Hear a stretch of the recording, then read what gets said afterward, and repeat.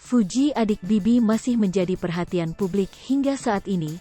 Bahkan saat datang ke Palembang, Fuji yang merupakan orang paling dekat dengan Gala Sky, sempat bikin heboh dan menjadi sorotan.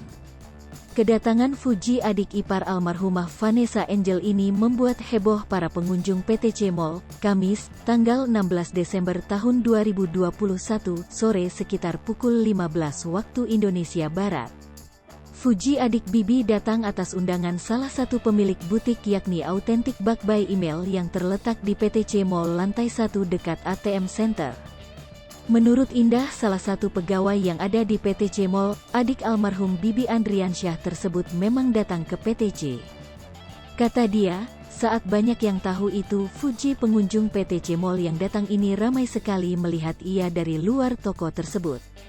Banyak yang nungguin Mbak, mau melihat dan foto-foto. Saya tadi juga lihat orangnya baik, cantik, mau melayani foto para fansnya, beber dia. Hal yang sama juga diungkapkan salah satu satpam PTC Mall yang enggan disebutkan namanya.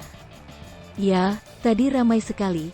Kami juga baru tahu kalau ada Fuji setelah orang ramai datang ke toko itu, ungkap dia.